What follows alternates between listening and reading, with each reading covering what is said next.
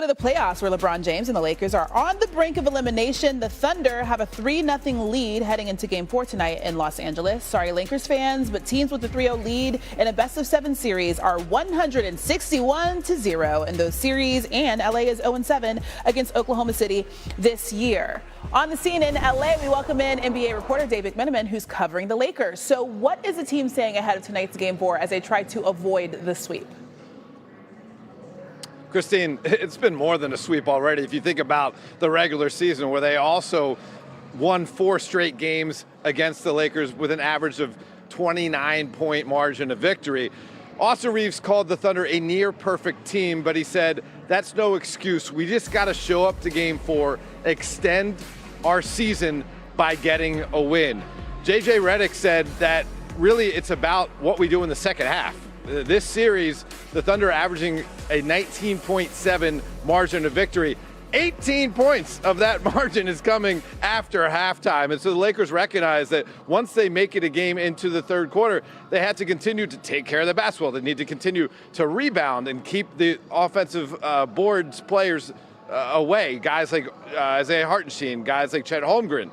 That's how they make this a game, and then they get their home court and their crowd behind them in the fourth quarter with a chance to stay alive. Okay, so it goes from a broom to a mop because all the Lakers fans will be crying if the season ends tonight. As the Lakers are on the brink of elimination, what are you hearing? Of course, the next question is about LeBron's future. Yeah, Christine, I asked LeBron after Game 3, going into a potential elimination scenario in Game 4, do you guys acknowledge as a group that this could be the last time you guys ever go to work together as the group, as currently constructed? Because there's all sorts of contract things that will be in the works in the offseason.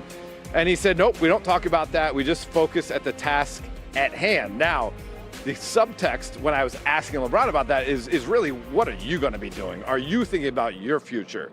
For the first time in his Lakers tenure, he's going to be entering in the offseason, whenever that begins, whether it's after Game 4, if they lose tonight, or later on in these postseason, that he will not have a contract or a contract option for the following season. Completely unrestricted free agent. And will, one, he decide he wants to continue playing? I would say there's been some clues that would suggest that he will. But beyond that, will he want to keep playing in Los Angeles where he's played the last 8 years? And there's some major question marks whether this will be the right place for him to continue if he intends to continue to compete for an NBA championship based on what we're seeing in the result of this series. You mentioned he's been in LA for 8 years. That 8-year stretch as a Laker is his longest continuous one with any run team, which is crazy to think about because he's been in the league for so long. Dave McMenamin from LA, thank you very much. This is the 6th time LeBron James has faced a 3-0 deficit in the playoffs. He staved off elimination 2 of the previous 5 instances. Now he looks to avoid the 4th sweep of his career. Good news for Lakers fans. LeBron James averages over 33 points in elimination games, which is the highest in NBA history. For more, here's Tony and Mike with PTI's bonus topic. Teams that take a 3-0 lead in a best-of-7 are 161-0 in those series all time, and the Lakers are 0-7 against the Thunder this season. NBA reporter Tim MacMahon joins us now from L.A. The Thunder's Jalen Williams ruled out again tonight. How are they managing his hamstring injury? Howdy, Hannah. Look, he's still week to week. The hope is that he will be able to come back at some point in the Western Conference Finals. And I was able to talk to J-Dub a little bit the other night. And the success that Thunder are having rolling without him does really kind of ease the pressure on him to rush back. This is not about pain. This is a guy who played the entire postseason last year, needing pain-killing injections in his wrist that he knew was going to require surgery. This is about getting to a point where he is able to play. And he says his worry is never about the team. It's about putting himself in position where he can be himself once he gets back on the floor. Now, in the meantime, he's contributing in the film room, hyping up his teammates, and he's really enjoying watching A.J. Mitchell fill in for him in the starting lineup. A.J. Mitchell, one of the breakout stars of this postseason, is thriving in that fill-in starter role, especially considering he wasn't even in the playoff rotation last year as a rookie. This isn't a surprise to the Oklahoma City Thunder, though. You know, as Jalen Williams said, everybody on this team knows that he's good. You know, this is about the world finding out, and you know, they are empowering this kid to play with confidence, to play freely, and you see the results with A.J. Mitchell averaging almost 21 points and 7 assists per game in this series. I mean, really, the Thunder haven't missed a beat offensively in these playoffs, even without J-Dub. Tim? Thank you. Bring in our NBA reporter, Dave McMenamin, who was covering the Lakers. Dave, tonight could potentially be LeBron's final game of the season and his final game in purple and gold, set to become an unrestricted free agent. What can you share about LeBron's future? Jay, I asked LeBron after Game 3, when you're facing an elimination game coming up, is there any acknowledgement from you and your teammates that this could be the last time this group has a chance to play with one another? They said, nope, we don't talk about it. We focus at the task at hand, which is obviously trying to extend this series by getting one win. Now, speaking to sources close to LeBron James all season long, they have insisted to me that LeBron has not figured out what he wants to do beyond this season. It starts with whether he wants to play, period. I would say that all of the clues, basically from the All-Star game onward, is that he will continue to play NBA basketball. But will it be in Los Angeles? Tim Bontemps and I wrote a story about 6 weeks ago laying out all the options.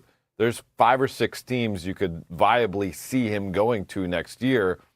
The Lakers, if they are swept here, will have to convince LeBron, I would say, on some level, that we have a plan in place here for you to come back and compete for a championship. Because Shams Charania had Rich Paul tell him last June when LeBron opted in that at this stage of his career, that is the number one thing that is guiding his decisions, being able to compete for a championship in whatever time is left of his career. LeBron's 8 years as a Laker, by the way, the longest continuous stretch with any one team. Go back to what you were just saying. Dig into what conversations you think could happen internally if after a possible, what looks like it's going to be an early playoff exit for LeBron and the Lakers. Well, they're going to have to figure out what this roster looks like, right? If they are losing to the defending champs, a team that is so deep that they can have A.J.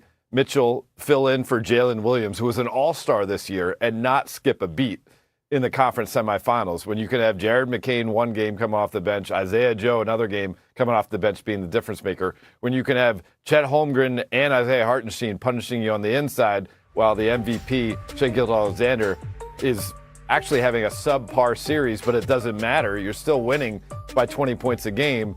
That tells you that you are more than just missing Luka Doncic away from competing with them. And so even if you figure out a way to re-sign LeBron and re-sign Austin Reeves, you got to work on the depth of this roster.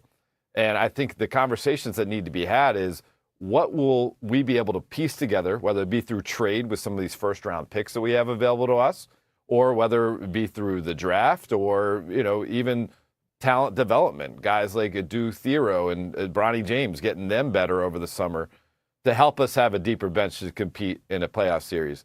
And if you're going to want LeBron to take a pay cut, you got to tell him why. We want you to take X so we can go get Y with that amount of dollars. That is going to be the conversations going on. Lots to discuss. Dave McMenamin, thank you so much, sir. Appreciate it. Well, LeBron has faced his fair share of elimination games, going 15 and 14 in them in his career. His last 6, however, his teams have gone 1-5, even with LeBron averaging 25 points and nearly 7 boards in those games. Our NBA analyst and LeBron's former teammate, Kendrick Perkins, back with us. All right, Perk, LeBron and the Lakers enter tonight as underdogs for the 4th straight time this series. How do they keep their season alive for at least one more game? And you laughing already. Well, I mean, because as expected, they came into this game as the underdogs. Yeah. I mean, because, look, they just don't have enough. But I'm looking at one guy in particular, and that's Austin Reeves.